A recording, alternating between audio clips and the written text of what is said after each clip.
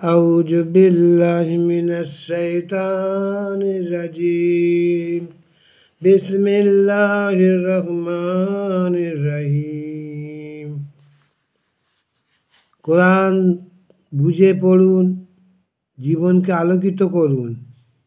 শব্দে শব্দে অর্থসহ উচ্চারণ। সূরা ওয়াদ-দোয়া 1 থেকে 11 আয়াত। ওয়া দোয়া শপথ উজ্জ্বল আলোর, ওয়া লাইল শপথ রাতের, ইজা মানে যখন, সাজা মানে অন্ধকারাচ্ছন্ন। শপথ রাতের যখন তা অন্ধকারাচ্ছন্ন হয়। মা মানে না, ওয়াদ্দা মানে তোমাকে ত্যাগ করেননি, রাব্বুকুম তোমার রব, ওয়া মা কাল্লা এবং নারাজও হননি। তোমার রব তোমাকে পরিত্যাগ করেননি, অসন্তুষ্ট হয়নি। ওয়ালা মানে অবশ্যই পর, আখেরাতে মানে খায়রুন লাকা মিনালুলা অবশ্য পরবর্তীকাল আগের চেয়ে উত্তম। ওয়ালা সাউফা এবং অবশ্যই, ইউতিকা তোমার দান করবেন, রাব্বুকা মানে তোমার রব, ফাতার দোয়া খুশি হন। অবশ্যই অল্পদিনের মধ্যে তোমার রব তোমার এমন কিছু দান করবেন এতে খুশি হয়ে যাবে। আলাম নয় কি, ইয়াজিদ কা তিনি তোমাকে পাননি, ইয়াতিমান এতিম রূপে, ফা আওয়া অতঃপর আশ্রয় দিয়েছেন। তিনি কি তোমাকে এতিম অবস্থায় পাননি, অতঃপর তিনি তোমাকে আশ্রয় দিয়েছেন। ওয়া মানে এবং, ওয়া জাদা এবং তিনি তোমাকে পেয়েছিলেন।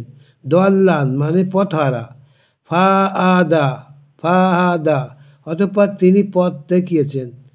আর তিনি তোমাকে পেয়েছেন পথহারা, অতঃপর তিনি পথ দেখিয়েছেন।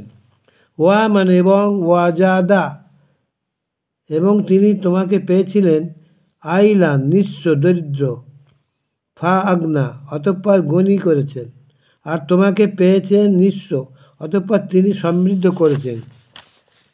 ফাম্মা তাই ব্যাপারে, আল এতিমা এতিমদের প্রতি, ফালা মানে তাই ব্যাপারে, তাখার তাই না তুমি কঠোর হও।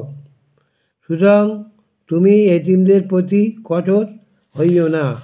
ওয়া মানে এবং, আম্মা মানে ব্যাপারে,